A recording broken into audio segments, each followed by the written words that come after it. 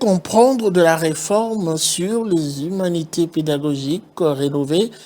Quel est l'objectif et même le mobile qui a poussé le gouvernement congolais, via le ministère de l'Éducation nationale, à s'épancher principalement sur cette réforme?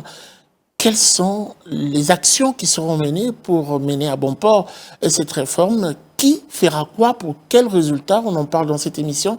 Mesdames et messieurs, merci de rester fidèles. Je reçois pour vous Madame Dora Mwanda, qui est conseillère en charge de l'innovation pédagogique, réforme et évaluation. Bienvenue à vous, Dora Mwanda. Bonjour, merci beaucoup. Nous recevons également Madame Betty Matondo, elle est coordonnatrice projet efficace UNESCO. Bienvenue.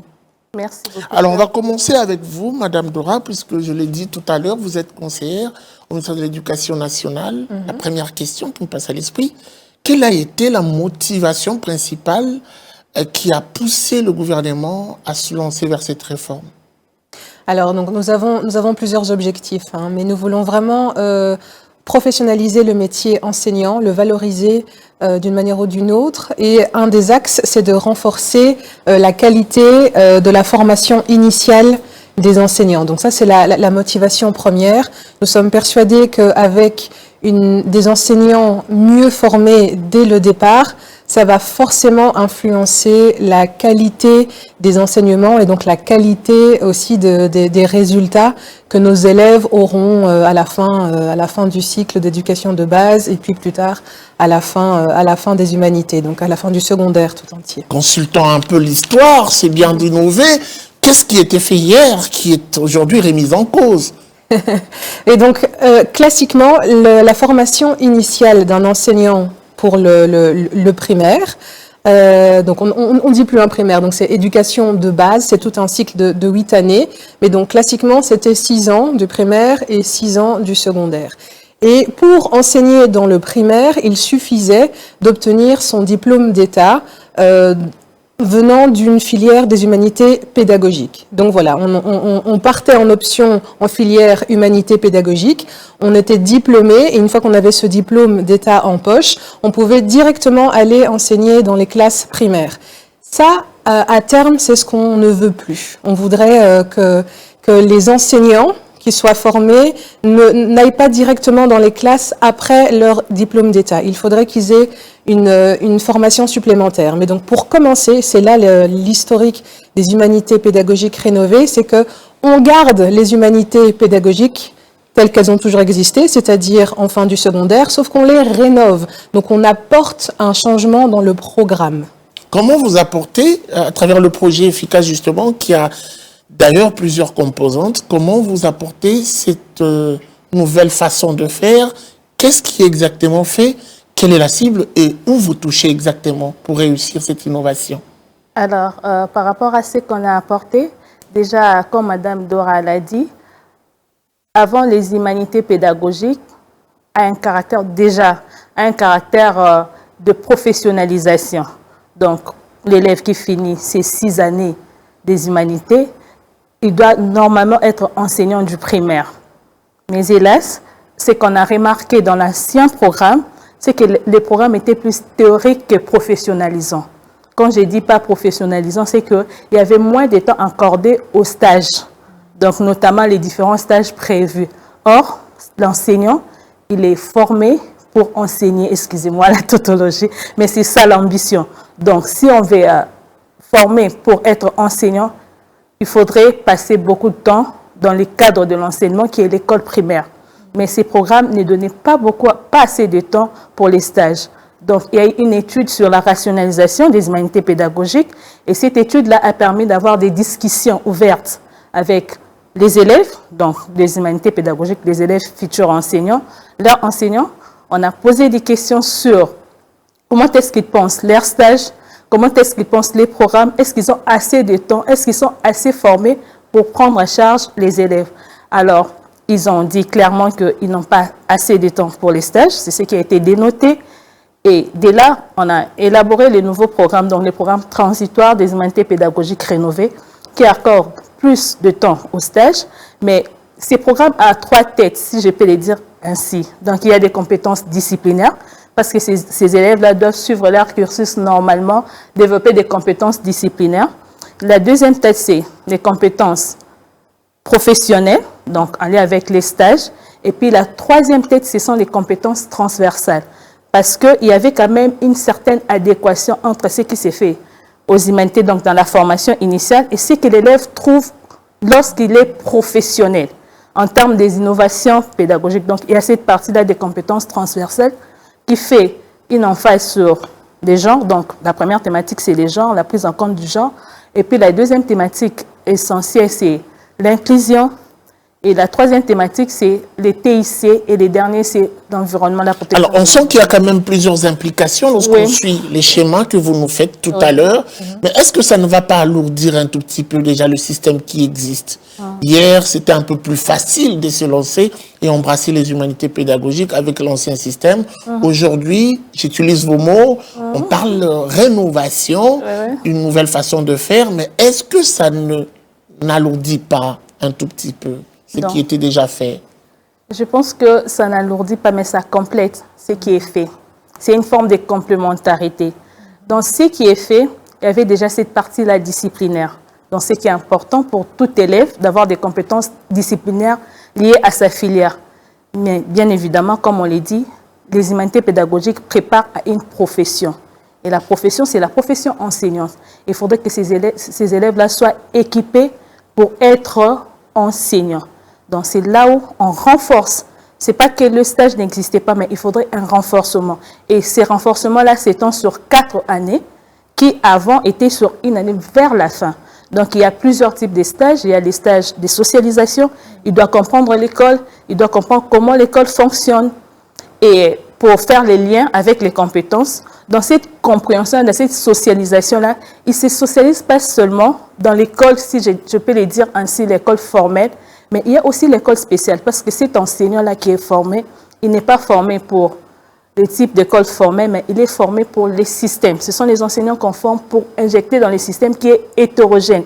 Quand je dis hétérogène, c'est plusieurs types d'élèves, donc il faut le prendre en compte. Alors si cet élève-là n'est pas préparé dans sa formation initiale, il ne saura pas faire face dans sa profession et faire face à l'hétérogénéité qu'il y a dans notre système. Très bien. Alors, Madame Doua, la stratégie sectorielle de l'éducation 2016-2025, relayée d'ailleurs par le plan quinquennal de l'éducation 2026, je crois 2029, prévoit un pilier important, la qualité. Est-ce que cette façon de faire corrobore avec la démarche d'aboutir à une bonne qualité? Totalement. Hein. Donc vraiment, la qualité de l'enseignement ne peut passer que par la qualité des enseignants. On aura beau avoir les meilleurs programmes, on aura beau avoir le meilleur matériel. Je ne dis pas que toutes les écoles ont le meilleur matériel, mais même si on équipait toutes les écoles avec le meilleur matériel, avec les meilleurs programmes, on n'aura quand même pas une amélioration de la qualité tant que l'enseignant lui-même n'est pas renforcé. Donc en fait, l'enseignant, c'est même le pilier central de la qualité de l'enseignement.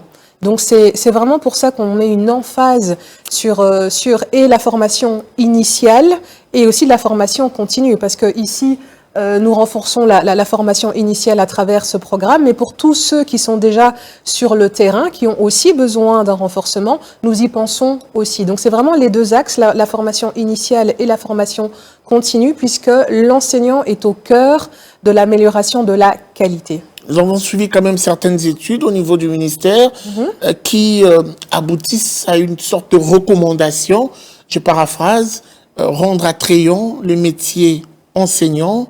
Pensez-vous qu'en renforçant, en rénovant un tout petit peu avec tout ce que Madame venait de dire, Madame Betty, vous rendez attrayant le métier enseignant?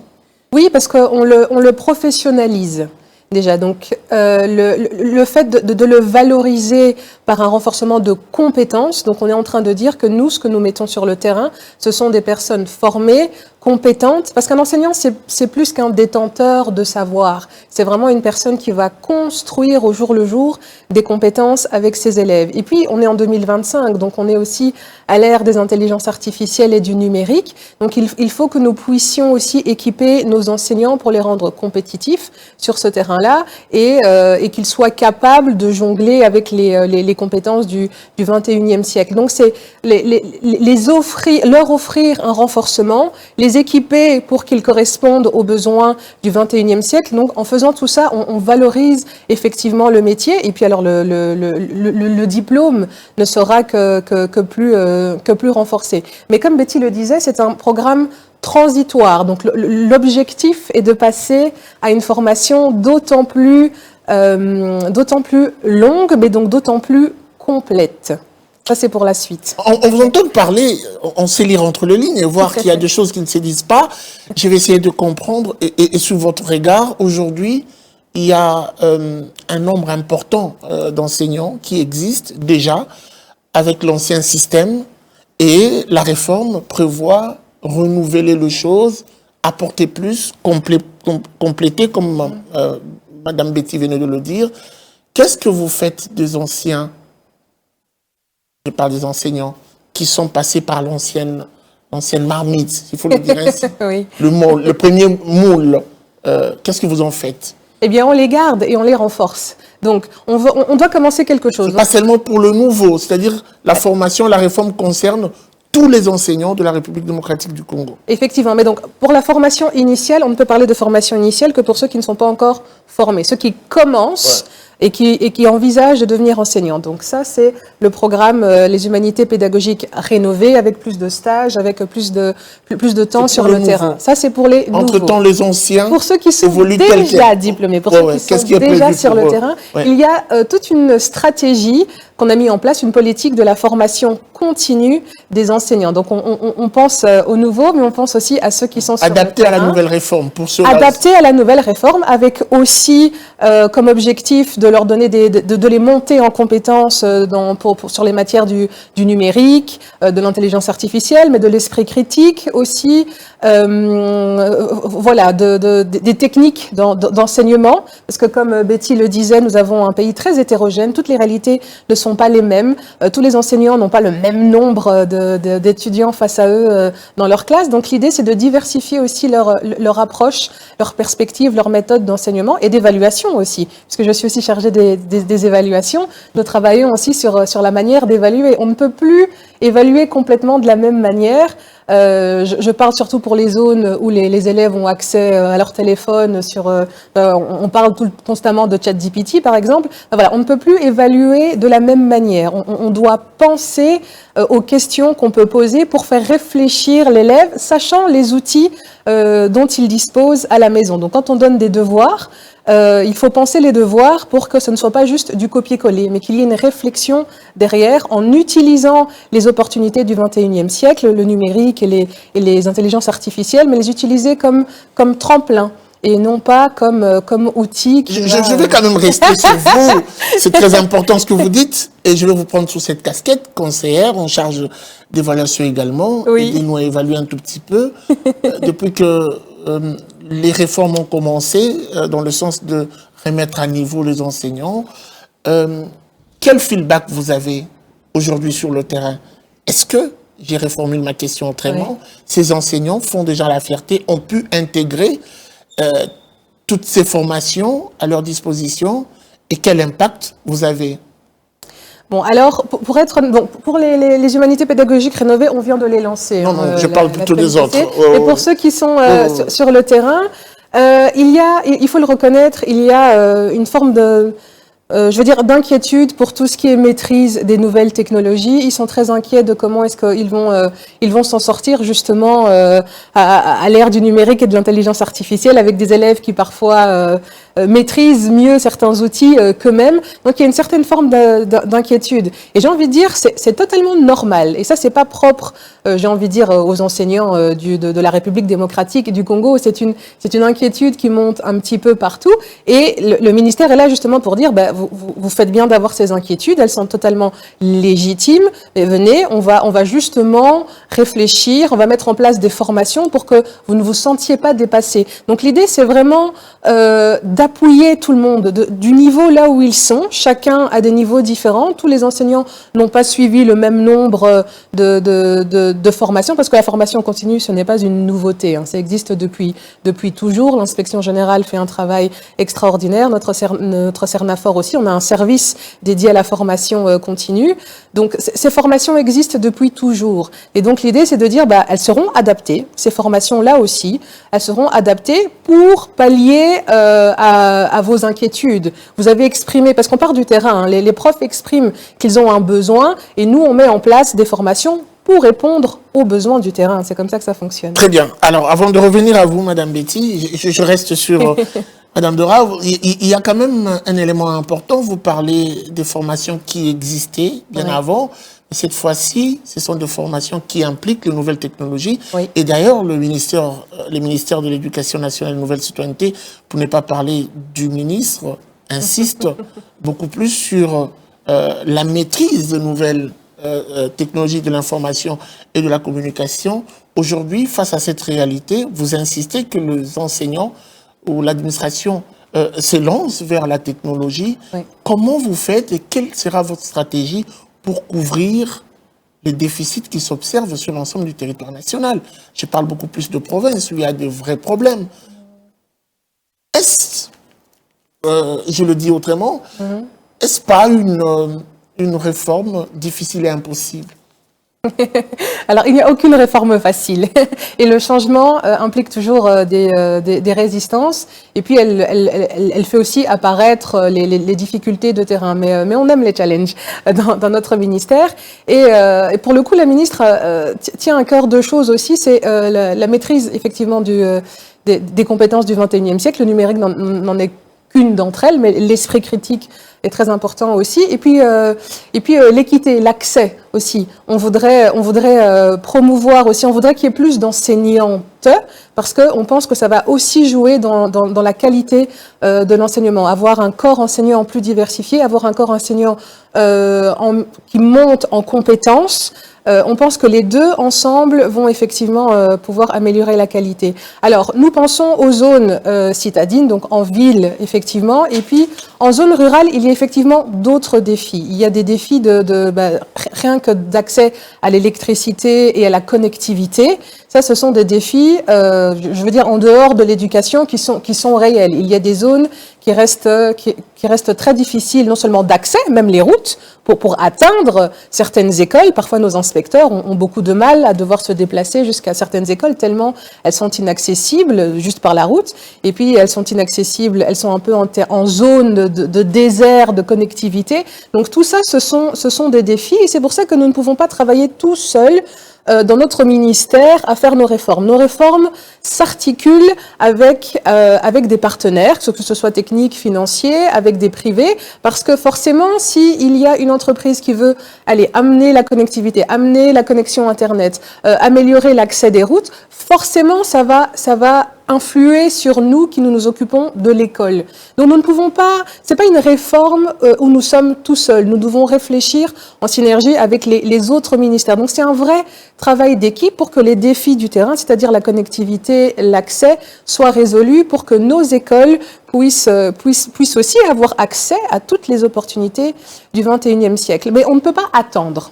On ne peut pas attendre que ces zones-là soient connectées pour agir. Donc nous pensons aussi à elles, nous pensons aussi à ces enseignants. Et donc c'est pour ça que le numérique n'est qu'une composante parmi d'autres, mais nous voulons vraiment monter en compétence les enseignants dans leur manière d'enseigner, dans leur méthodologie, dans leur perspective, dans leur manière de faire construire les compétences chez les étudiants. Et ça ne demande pas une connectivité particulière. Donc il y a le numérique, mais il y a surtout l'esprit critique et puis il y a l'équité. On voudrait que tout le monde monte en compétences, qu'il y ait plus de femmes, particulièrement dans les zones rurales, pour que ce soit plus diversifié, plus équilibré. Et donc comme ça, même dans les zones où il y a des défis de connectivité que nous ne pourrons pas régler tout seuls, on les soutient quand même. Très bien, on va quand même revenir sur cette équité, avec notamment l'implication de plus de femmes enseignantes. Oui. On en parlera.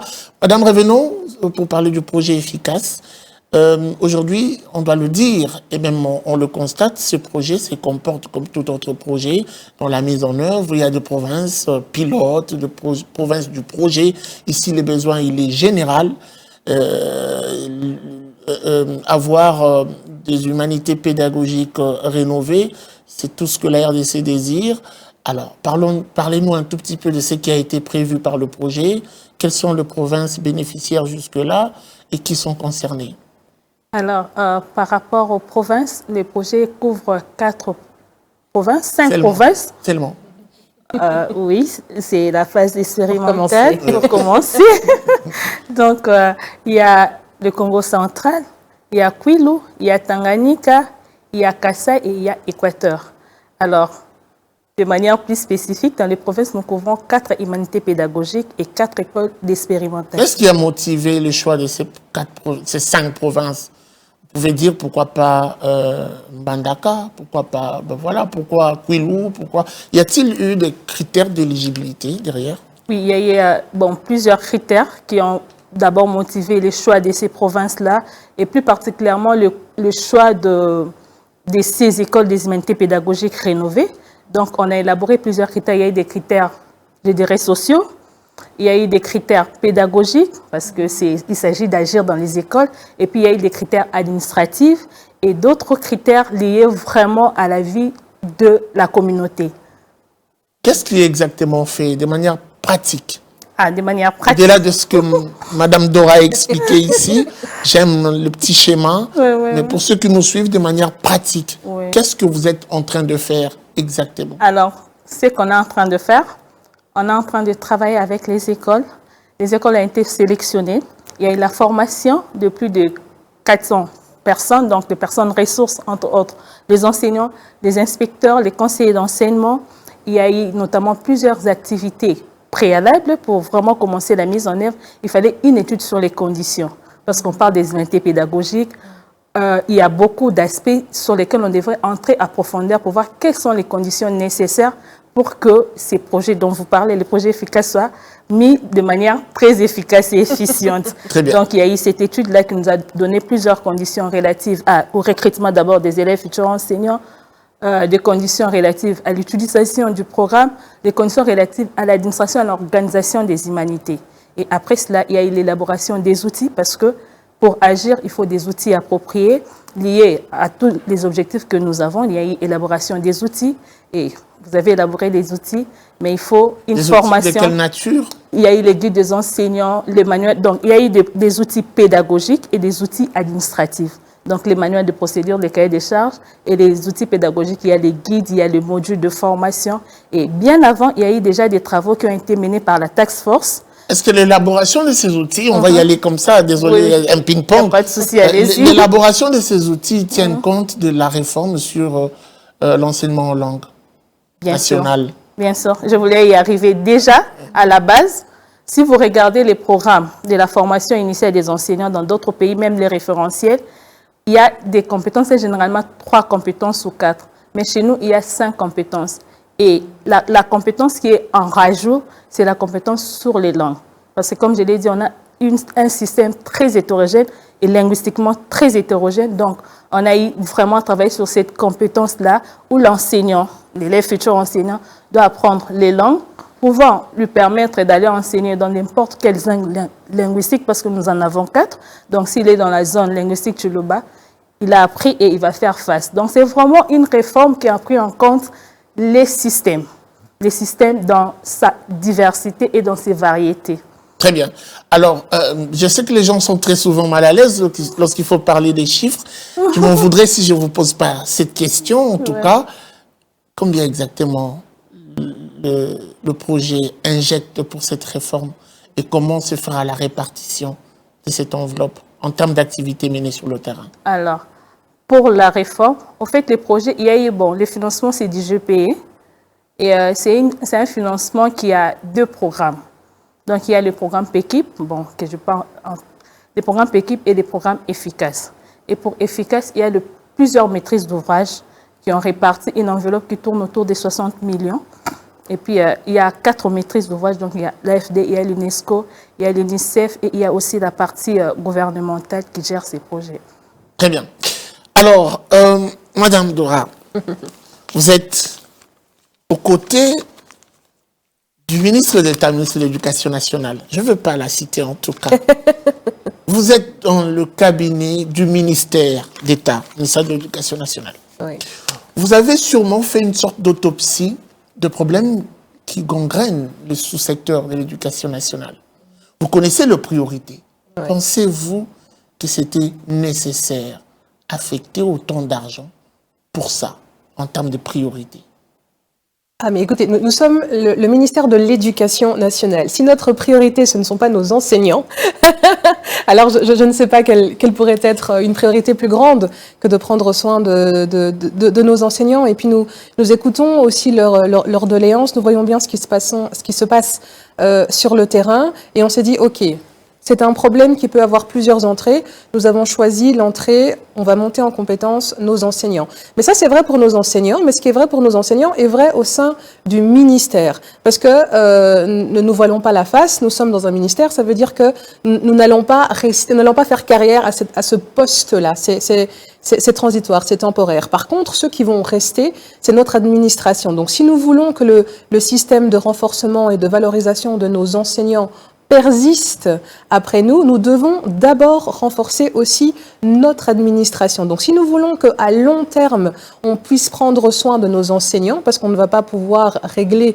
tous les problèmes sous notre mandat, mais en tout cas, notre objectif est de mettre des rails pour que même les suivants puissent continuer plus facilement ce travail de valorisation et de prise de soin. Nous voulons prendre soin de nos enseignants. Mais donc, on le fait sur le terrain à travers des programmes comme Efficace, et puis on le fait aussi au ministère. Nous formons aussi notre administration pour qu'elle puisse, elle aussi, monter en compétences, pour qu'elle puisse, elle aussi, maîtriser les outils du 21e siècle, pour qu'elle puisse, elle aussi, être plus efficace, pour le coup, pour prendre soin de nos enseignants. On voudrait vraiment créer un esprit d'équipe, montrer que nous sommes, c'est pas les enseignants tout seuls sur le terrain et puis nous tout là-haut dans notre tour. Le cabinet, l'administratif, le secrétariat général, l'inspection générale, c'est toute une machinerie qui a été mise en place pour précisément prendre soin des enseignants, des élèves et de l'école. Donc c'est tout le système qui doit être éveillé, qui doit réaliser que nous ne sommes qu'une seule et même équipe et que nous ne pouvons y arriver que si nous travaillons dans cet intérêt-là, pour l'intérêt du terrain, c'est-à-dire pour l'intérêt de l'élève. Nous voulons qu'à la fin de notre mandat, il y ait une différence pour l'élève qui est sur le terrain et que ça puisse continuer comme ça parce que l'administration aura été, elle aussi, renforcée. Donc c'est vraiment ça qu'il faut retenir. Nous ne sommes qu'une seule équipe. Pour que le terrain soit renforcé, il faut que toute la machinerie soit renforcée et que nous travaillons pour le bien commun. Très bien. Alors, on va revenir avec une question, vite fait. Vous avez parlé du projet qui a déjà fait son premier pas. Vous êtes déjà en pleine phase opérationnelle, d'opérationnalisation de ce projet dans toutes les 5 provinces. Pour aller un peu plus loin, qu'est-ce qui est déjà fait exactement? Alors, avec précision, oui. Ok, avec précision. Ok, avec précision. Ouais. Alors, ce qui est déjà fait, c'est la formation des enseignants, la distribution des outils pour les enseignants et les lancements officiels des HPR. Donc, on peut dire à ces jours que si vous allez dans ces provinces-là, dans les classes des premières années, vous allez bel et bien trouver les enseignants de la première année pédagogie rénovée. Donc, c'est écrit première année HPR. Non, ce sont les anciens enseignants. Ah, les anciens, oui. Voilà, oui. Mais avec les élèves qui sont venus pour la première année. Ah, ok. Voilà. Donc, ce qui est fait, les humanités pédagogiques rénovées sont opérationnelles. Très bien. Alors, une question qui va nous ramener vers une autre casquette de vous, madame. Vous parlez rénovation, vous parlez innovation, il y a tout ça, les réformes. On en compte quelques-unes depuis que vous êtes avec ce nouveau mandat, cette nouvelle mandature de Mme Raissa Malou. On a vu, vous avez vu plus au front mettre assez de pompes pour que les choses soient changées en bien. Et on a eu quand même des réformes qui ont était à la base des polémiques. Il y a notamment, j'y reviens vite fait, vous allez me donner des précisions, la réforme, une instruction d'ailleurs, prise par le secrétaire général, qui demandait aux écoles de ne pas renvoyer les femmes enceintes. Instruction très mal comprise. Nous avons la chance de vous avoir, vous êtes femme en même temps, on l'a constaté, mais aussi l'une de proches collaboratrices de la Mineta. Quelle était l'idée du départ derrière cette instruction? Elle n'est pas si nouvelle hein, comme réforme, c'était déjà dans la loi. Ici, ce que nous avons fait, c'est le couler dans une circulaire pour que ce soit bien clair et le remettre au goût du jour. Mais tous les élèves en âge scolaire doivent pouvoir avoir accès à l'école. Ça, c'est un droit. Aller à l'école, oui, peu importe le résultat, aller à l'école est un droit. Le droit à l'instruction est un droit qu'on ne peut pas enlever. C'est criminel, en fait, d'enlever ce droit à des enfants. Donc c'est pour ça qu'on se bat pour que tous les enfants, en âge scolaire en tout cas, puissent avoir accès à l'instruction. Et donc, empêcher les filles, et encore, il n'y a que les filles à qui ça peut arriver, donc c'est doublement discriminatoire. Empêcher les filles qui sont en âge scolaire, les empêcher d'aller à l'école, c'est déjà un crime. Mais en plus, les discriminer parce qu'elles sont enceintes, et effectivement, il n'y a que les femmes qui peuvent tomber enceintes jusqu'à preuve du contraire, donc ça veut dire que c'est une discrimination qui ne va à l'encontre que d'un seul genre, les filles. Donc c'est doublement criminel, j'ai envie de dire, c'est doublement discriminatoire. Ouais. Or, on a parlé d'équité, on a parlé d'inclusion, donc c'est certainement pas quelque chose qui va dans le sens du bien commun, dont on parlait justement que d'écarter ces filles de l'école. Et en plus, son Excellence Madame la Ministre l'avait précisé aussi dans son point de presse, c'est un problème systémique. Donc ça ne veut pas dire que ce sont juste des filles un petit peu distraites, un petit peu frivoles, qui ont envie de danser plus vite que la musique. Ce n'est pas de ça qu'il s'agit. Il y a un problème plus sombre, plus profond, plus systémique. Il y a partout, et ce n'est pas propre au Congo, c'est ça que j'essaie de dire. Il y a partout dans le monde des filles mineures qui tombent enceintes, et c'est le fait, bien malheureusement, d'un viol.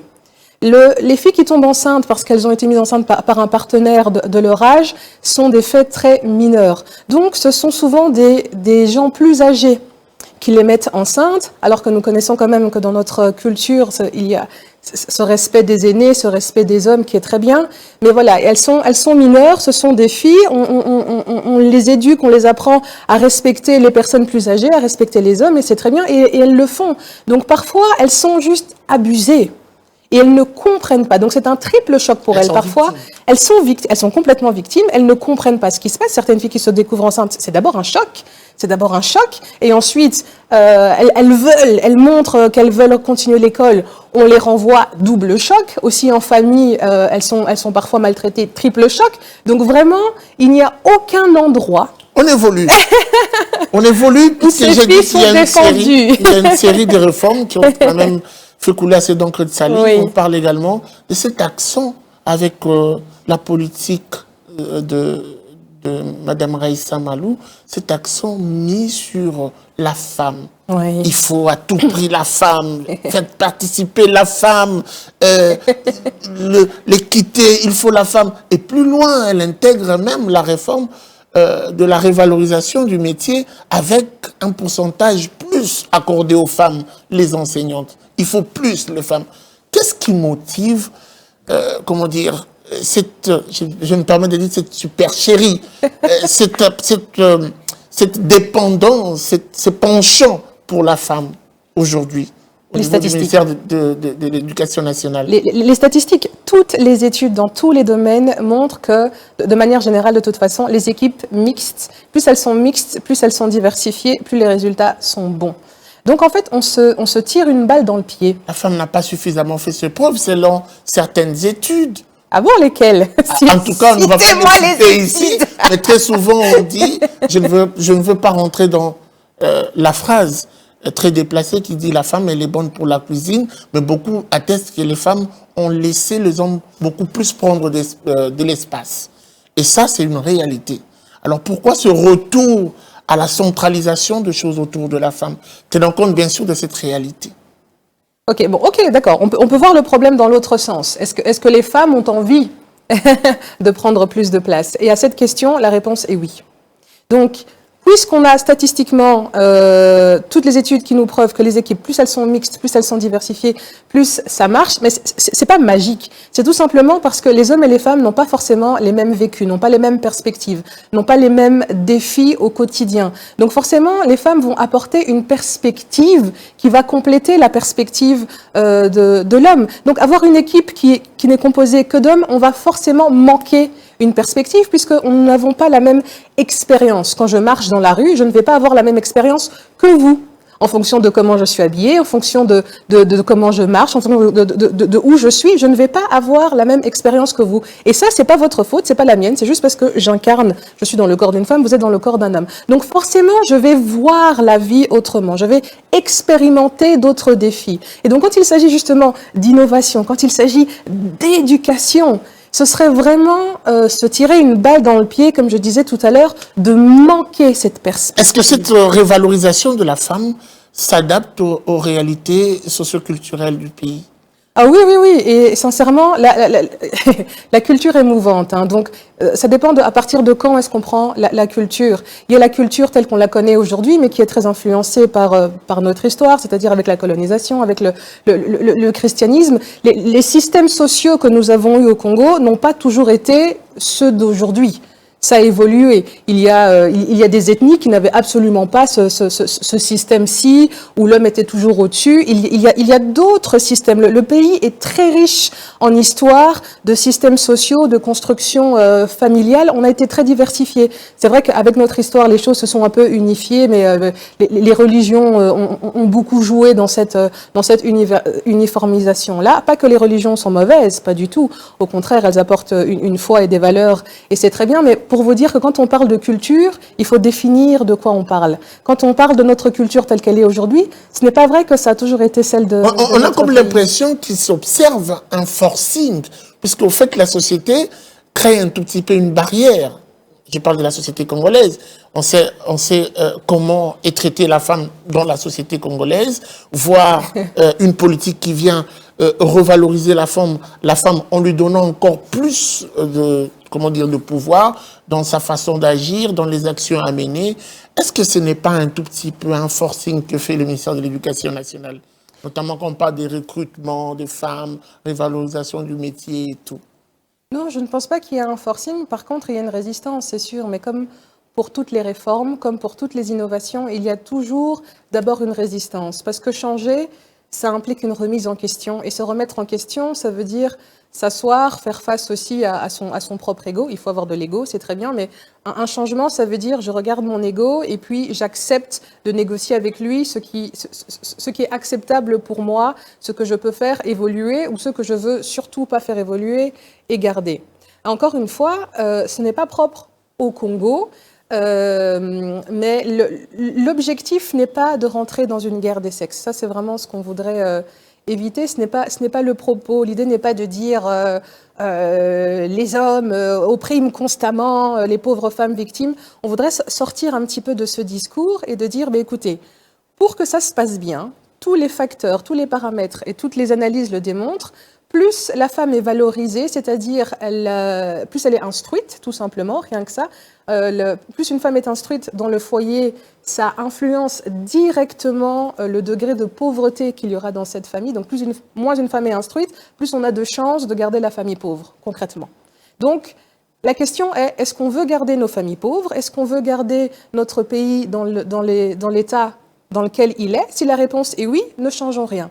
Si nous voulons faire évoluer, la question d'après, c'est quels sont les chemins? Qu'est-ce que nous avons comme option pour faire évoluer ça, pour briser les cycles de pauvreté? Eh bien, un des chemins les plus efficaces, que vous me croirez ou non, un des chemins les plus efficaces, c'est d'augmenter l'instruction de la femme et de les retrouver dans tous les cercles de leadership. Donc, on a besoin non seulement de plus de femmes dans le secteur, j'ai envie de dire dans les métiers publics, mais on a besoin d'elles en plus dans les positions de leadership. Et plus on augmente ça, plus on augmente les chances de faire évoluer nos sociétés dans plus de confort, dans plus de développement. Mais ça, c'est nous qui définissons le développement. Mais en tout cas, si on veut que les choses changent de manière positive, un des chemins les plus efficaces, selon toutes les études en tout cas que je connaisse, c'est de renforcer les femmes, de leur donner plus de place pour toutes celles qui le désirent. En tout cas, toutes celles c'est comme les femmes enceintes qui désirent, si elles expriment le besoin de continuer leurs études, qui sommes-nous en tant que société pour dire non, c'est mieux pour toi et pour le reste de la planète que tu ne bouges pas? Très bien. Alors, autre réforme qui a créé à cette polémique, e-diplôme. Pourquoi e-diplôme? On a l'habitude de... Ça se passe déjà bien. Ça se passait bien. Aujourd'hui, la réforme arrive. Mais la réforme apporte quand même du nouveau, oui, mais également une dimension appréciable par rapport à hier. Oui. Quel est le nouveau et quel sera l'impact direct des diplômes comme réforme?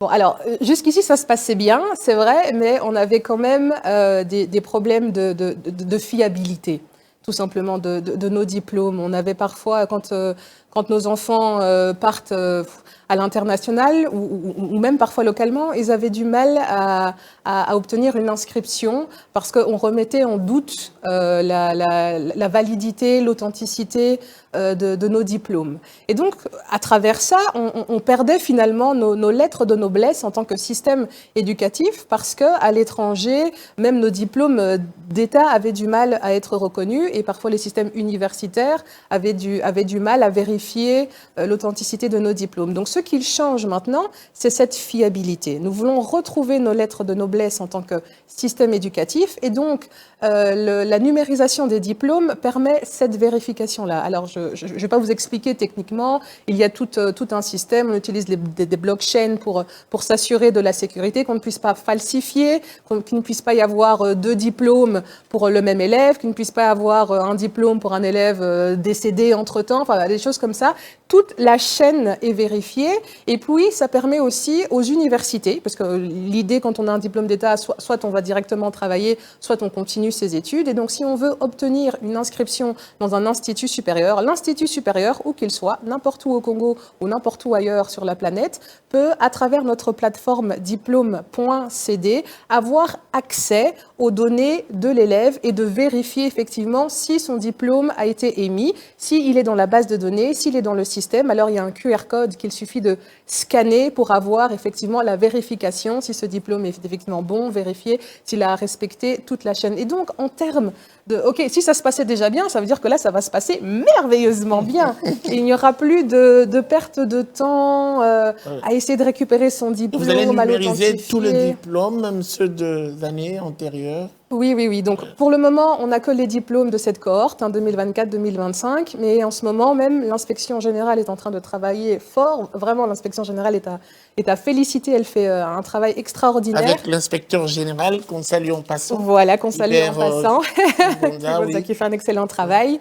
Et donc, leur mission, là, maintenant, c'est de numériser tous les diplômes, donc année par année. On va aller du plus récent au plus ancien. Donc, ceux qui ont obtenu leur diplôme en 1988, il faudra attendre un peu. Quoi. Ils doivent patienter. Alors, je vais finir avec vous pour revenir et clôturer cette émission, parce qu'on parle beaucoup plus d'efficace, qui déjà démontre son efficacité. On va y aller avec la réforme sur l'enseignement à distance. Madame Dora. Oui. Je me pose la question, et je vous la pose en même temps. Le Congo, aujourd'hui, connaît des difficultés. Vous voulez apporter une réforme, du nouveau, et vous parlez enseignement à distance. Comment vous allez vous y prendre pour des zones accès difficiles, par exemple? Et quelle a été votre motivation principale? Je parle du ministère, pour lancer une réforme qui demande beaucoup plus d'implication, beaucoup plus, et de moyens. Oui, bah alors je vais faire le lien avec le projet efficace de Betty ici. Donc ici, nous sommes en train de former des enseignants qui seront dans des classes en face d'élèves. Et donc déjà, nous voulons améliorer ça quand l'enseignant est face à ses élèves. Mais nous savons que malheureusement, à ce moment-ci où je vous parle, le Congo ne possède pas de suffisamment d'écoles, de suffisamment de structures scolaires que pour pouvoir accueillir tous les enfants en âge de scolarité. Donc, même si on mettait il y a déjà une loi, les élèves sont obligés d'aller à l'école, mais malheureusement, nous, État, nous n'avons pas assez d'infrastructures pour pouvoir accueillir tout le monde. La gratuité, qui est une réforme salutaire, a permis justement de rassembler un maximum d'élèves et de pouvoir leur donner accès, en tout cas au niveau primaire. Donc ça, c'est vraiment une réforme salutaire que je salue, qui vient directement de la présidence. Mais maintenant, le défi suivant, c'est de se dire, OK, puisque nous savons ça, puisque nous savons que l'école ne peut pas atteindre l'entièreté de la population congolaise en âge d'aller à l'école, il va falloir trouver des alternatives, il va falloir penser l'école autrement. Et ça demande un exercice de pensée difficile, puisqu'on a toujours connu l'école dans un bâtiment avec un tableau, un prof, des bancs, et tout le monde est en présentiel. Donc il va falloir revoir cette perspective, puisque nous avons tout un tas d'étudiants, d'élèves qui, eux, ne pourront pas jamais avoir accès. Le temps qu'on construit suffisamment d'écoles, ils auront trois fois fini, ils seront trois fois l'âge d'avoir fini l'école. Donc, on veut pouvoir les atteindre. Donc, on sort de ce schéma prof, classe, présence. Pour les atteindre, il faut penser distance, dématérialisation. Donc, ce n'est pas forcément un enseignant qui sera en face d'un élève, mais on veut quand même que cet élève-là puisse avoir accès à l'instruction. Et ce système vous permet en même temps d'évaluer ses élèves après la formation. Tout à fait, puisque tout ce qu'on fait doit pouvoir être évalué pour pouvoir améliorer les choses de toute façon, mais enseignement à distance, ça veut pas dire que l'élève est complètement autonome. À distance, ça veut dire qu'il a accès à l'instruction sans devoir être en présentiel dans une classe. Vous avez des mécanismes de contrôle, de contraintes de contrôle de cet élève? Mais l'élève doit de toute façon s'inscrire, quoi qu'il arrive, dans une école en présentiel. L'inscription doit exister. Donc les provèdes, les IPP doivent connaître cet élève localement, là où il est. Maintenant, et puis il y a des conditions. On ne fait pas de l'éducation à distance. Si on a l'occasion d'aller à l'école, on va à l'école. Donc il y a certaines conditions, c'est vraiment si j'habite dans une zone reculée, s'il n'y a pas d'école à côté de moi, si je suis dans une situation qui ne me permet pas d'aller à l'école, si je suis alitée dans un hôpital, par exemple, je peux utiliser ce système-là. Mais donc, quoi qu'il arrive, il faut d'abord s'inscrire dans une école physique. On a accès à l'instruction via différents canaux. Ça peut être la télé, on va diffuser des programmes que l'on va programmer pour le coup, pour que c'est une suite logique, pour que tous ceux qui n'ont pas accès à l'école puissent quand même avoir accès à l'instruction à travers donc la télé, les programmes télé, à travers les programmes radio, puisque la radio reste quand même le moyen de télécommunication le plus accessible chez tout le monde. Si tout le monde n'a pas une radio, au moins on a un voisin qui en a un. Enfin, c'est toujours accessible. Et puis il y a les moyens connectés comme Internet. Là, c'est encore le plus facile. Nous aurons du contenu. Est-ce que le ministère a eu le temps de mûrir cette réforme avant de signer l'arrêté? Ah oui, tout à fait. Bon, ce qui est bien avec la ministre, c'est qu'elle n'a pas commencé à travailler dans l'éducation au moment de sa prise de fonction. Ça fait des années. Elle a toujours travaillé dans l'éducation. Donc, ce ne sont pas des choses qui sont apparues de manière fortuite. De manière fortuite, parce qu'elle a accès à cette position. Non, ça fait des années qu'elle réfléchit à l'amélioration du système. Elle est scientifique elle-même, donc à la promotion de la culture scientifique au sein de la jeunesse congolaise. Donc ce ne sont pas des nouveaux combats. En fait, elle fait ce qu'elle sait faire et ce qu'elle fait depuis toujours. C'est juste qu'elle le fait depuis une position plus haute. Je pense que ceux qui nous suivent ont sûrement reçu la réponse du berger à la bergère. Alors, on va finir avec vous, Madame Betty. Beaucoup de projets sont taxés de déficit communicationnel. En tout cas, la plupart, en fin de projet, il y a toujours ces petits qualificatifs qui reviennent. Que fait Efficace pour ne pas tomber dans ce même qualificatif? Et au-delà de ça, vous avez dit qu'il y a déjà des choses qui se font sur le terrain. Et quelle sera la prochaine étape pour finir? Alors, la première question serait par rapport à la communication. Justement. Oui, par rapport à la communication fait partie, je dirais, des objectifs et des activités clés du projet. Communication et appropriation en même temps. Oui. Parce que beaucoup de projets font la communication au niveau de Kinshasa. Et l'appropriation, très souvent, quand on va en province, les gens ne maîtrisent pas, les bénéficiaires ne sont pas au courant même de l'intérêt que leur apporte le projet. Et qu'est-ce que vous faites déjà pour Alors, comme je pallier le disais, problème? au niveau de la communication fait partie des objectifs et des activités clés du projet. Donc, il y a un processus très important sur la communication. Alors, par rapport à l'appropriation, on sait la clé de l'appropriation. Il y a une interface entre le niveau central, comme vous l'avez dit, et puis les niveaux locaux, donc écoles, communautés, autres. Ce sont les directeurs provinciaux. Déjà, nous, dans notre système, on a beaucoup d'acquis qu'on peut utiliser pour renforcer ces niveaux-là de communication et d'appropriation. Donc, nous travaillons en étroite collaboration avec les directeurs provinciaux, nous travaillons directement avec les préfets d'études et d'écoles et on met en place un système de communication avec la communauté parce que c'est important pour la profession enseignante et parce que l'objectif n'est pas seulement d'appeler ou d'attirer les élèves dans la filière pédagogique, mais dans la profession. C'est ça l'objectif de la réforme.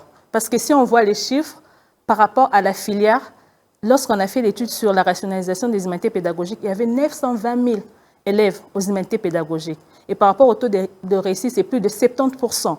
Donc, on a une statistique récente. Bon, de pas trop loin. Donc, par rapport à l'attrait à la filière, on a plus de 30% d'élèves dans les humanités pédagogiques, plus de 30% d'élèves dans les systèmes, dans les humanités, de manière générale. Donc, pour dire que pour l'attrait à la filière, on a assez d'élèves. Mais les seuls défis que nous avons, ces élèves-là, lorsqu'ils finissent, ils embrassent la carrière enseignante. Donc, le message serait de garder ces élèves-là. La rétention, ce n'est pas la rétention, oui, autant au niveau de la filière, mais la rétention pour la profession.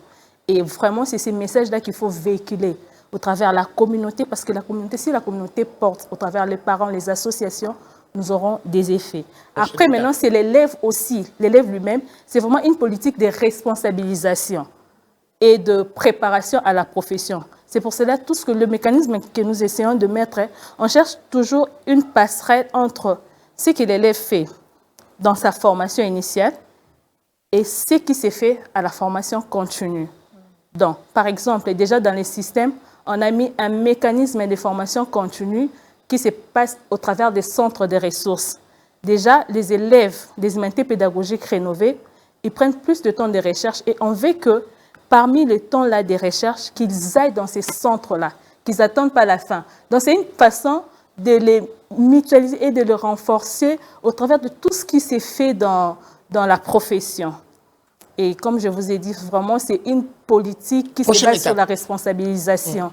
Alors, par rapport à la prochaine étape, donc, nous avons lancé effectivement, on a notre grande étape, comme vous l'avez déjà évoqué, donc ça va avec la première question, on aura une campagne de sensibilisation, comme je l'ai dit, avec le message de valorisation de la profession. Et par la suite, il faudrait réhabiliter ces écoles-là qui ont été désignées, ces établissements désignés pour les mettre dans les conditions qui permettront, parce que les programmes prévoient plus de temps de recherche pour les élèves. Alors, il faudrait mettre des conditions nécessaires pour que la recherche soit plus facile. Notamment des CREST, il faut y penser. Voilà, on pense. Donc, on fait vraiment cette passerelle-là entre la formation initiale et la formation continue. Et il faudrait réhabiliter les CREST, il faudrait équiper aux besoins des CREST et les écoles notamment, pour que les élèves soient en mesure de faire des recherches, de faire leur formation avec plus ou moins beaucoup de facilité.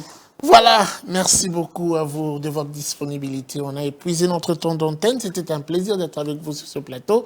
C'est une première, mais j'espère que vous pourrez revenir. Et je vous prie de revenir de temps en temps pour qu'on parle un peu éducation. Madame Dora, avec plaisir. Ce serait un plaisir partagé. Merci également à vous de nous avoir suivis. Vous avez suivi cette émission qui a reçu pour vous, voilà, une émission genrée de dames avec qui nous avons échangé sur notamment le projet efficace, les réformes en général, mais aussi l'opérationnalisation du projet. La suite, c'est sans doute au prochain numéro avec le même plaisir. Au revoir et à très vite.